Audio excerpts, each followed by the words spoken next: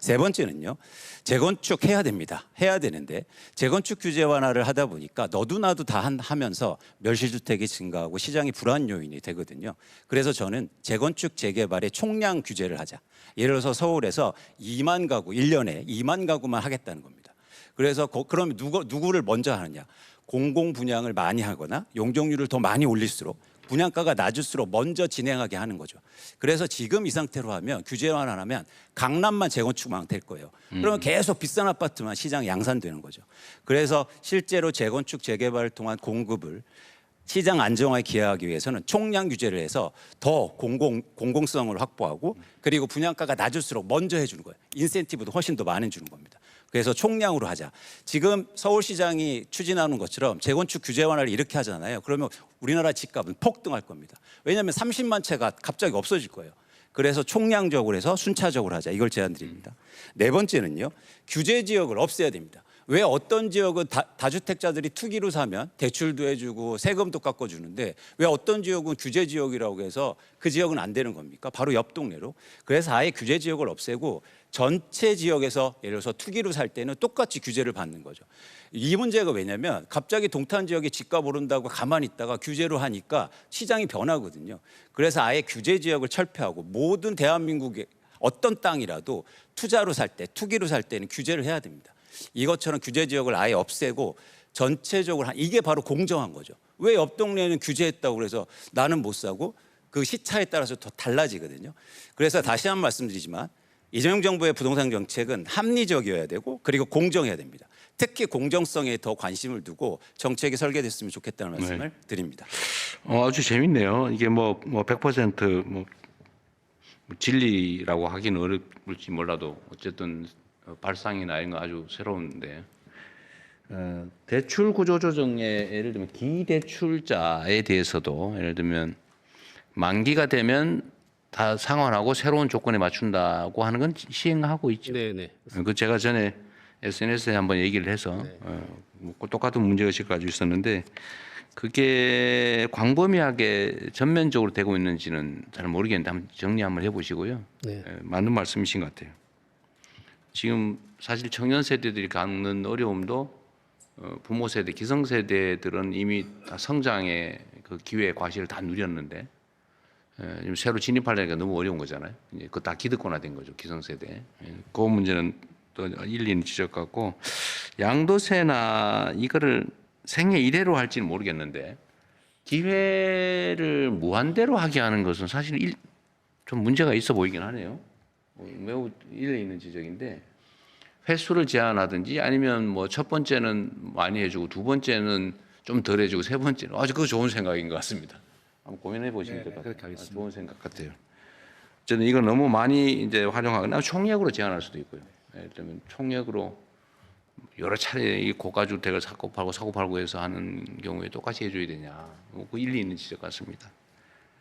그 외에도 이런 구체적 타당성 있게 하자는 말씀이신 것 같은데 어쨌든 정책 당국자들이 좀 어렵긴 하겠지만 이렇게 좀 핀셋형으로 정확하게 구멍이 없게 하는 것도 중요하고 또 이걸 활용해서 부당하게 이익을 얻는 틈새가 생기지 않게 하는 것도 중요한데 이러려면 일을 좀 많이 해야 됩니다. 예, 그렇게 하겠습니다.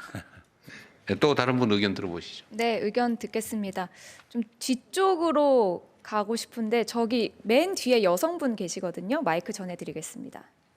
이게 안기령 대변인이 시야가 이렇게 돼서 그 라인으로만 지정되는 경향이 좀 보이는데 아닌가요? 네. 네, 말씀하십시오. 네, 안녕하세요. 저는 일반 참여자 황정민이고요.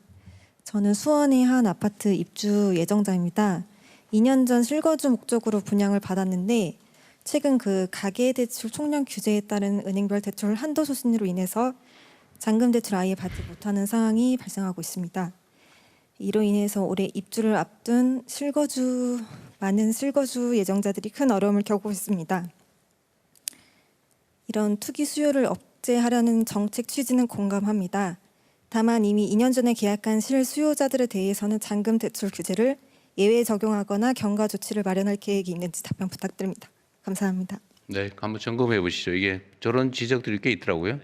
이미 확정된 건데 사후에 정책 변경을 하면 어쩌란 말이냐. 다 그거 믿고 했는데 그 지적은 일리가 있어서 하여튼 꼭 경계선에 걸리는 사람들 집단 부분은 이제 가계대출 총량 규제를 하다 보니까 이제 개별 은행 단위에서 은행 더 단위에서. 자체적으로 자기들이 더 쥐다 보니까 원래대로 나갈 수도 있는 부분이 있는데 그것들은 저희들이 계속 협의해서 보도록 하겠습니다. 네. 행정 지도를 할 수도 있는데 어쨌든 있는 제도에 맞춰서 계획했는데 정책이 바뀌었다고 해서 이렇게 만들면 사실 황당무계한 일이 벌어질 수 있죠. 이거는 사실은 좀 문제인 것 같습니다. 그거는 그게 얼마나 많은지 모르겠는데 어쨌든 요 경계를 그을 때 그 상처 입는 사람들이 최소화될 수 있게 좀 할 필요는 있을 것 같아요. 네, 그러면 이제 제 가까이에 여기 네, 베이지 재킷 입으신 여성분께 마이크 전해드리겠습니다. 안녕하세요. 저는 그 부동산원의 협력 공인중개사로 활동하고 있는 세종시에서 기업공인중개사라고 하고 15년째 하고 있습니다. 네, 송주희라고 합니다. 제가 중개업을 하면서 한 달에 한 번씩 자문을 하면서 느낀 건데요. 조세 정책의 공정성입니다. 그 1세대 1주택은 비과세 혜택이 횟수 제한 없이 계속적으로 이어지는데요. 미국과 같은 경우에는 주요 선진국에서는 이렇게 한답니다. 비과세를 5억 원을 한도를 정해서 한 번만 받을 수 있게끔 이런 정책이 펴져 있었으면 좋겠고요. 양도세에 관한 얘기입니까? 네네. 양도세. 예. 그리고 두 번째 주택수 산정에 비주택이라고 있습니다. 제가 세종시에서 거주를 하다 보니 오피스텔이나 도시형 생활주택이 많은데요.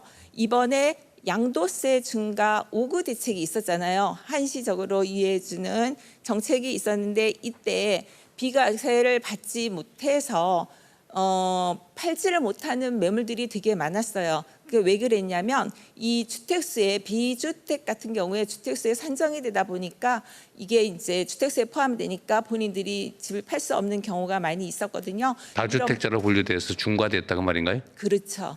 그래서 팔지를 못하고 매물이 시장으로 나오지 못하는 현상이 많이 발생을 했어요.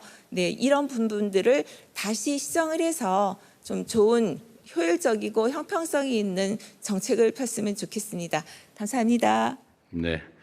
사실 오늘 제가 여러분들하고 토론하면서 우리 뭐 댓글이든 아니면 온라인 참여자 하시는 분들이시든 좀 듣고 싶은 이야기는 좀 더 구체적인 것이었어요. 예를 들면 보유세를 강화해야 된다. 이건 사실 대체적으로 동의하는 거예요. 그럼 어느 범위에서 강화할 거냐, 어느 정도 강화할 거냐, 어떤 차등을 둘 거냐, 사실 이런 게 중요하거든요. 또 다주택자들 중에 예를 들면 매입 임대를 하거나 아니면 매입해 가지고 다주택을 보유한 경우에 그건 사실은 명확하게 어쨌든 자산 증식 목적이라고 봐야 되거든요. 그런 경우하고 내가 진짜 살기 위해서 산 집하고에 대한 보호 정책은 좀 달라야죠. 예를 들면 조세라고 하는 게 일반적인 기준을 두고 예를 들면 내가 진짜 내 살림을 하기 위해서 가진 경우하고 여러 채를 돈 벌기 위해서 한 경우는 전 당연히 차등을 둬야 된다고 보고 그거에 대해서 우리 국민들께서 이견이 있을 것 같지는 않아요. 똑같이 해라. 그럼 어느 정도를 할 거냐가 사실 더 중요하거든요.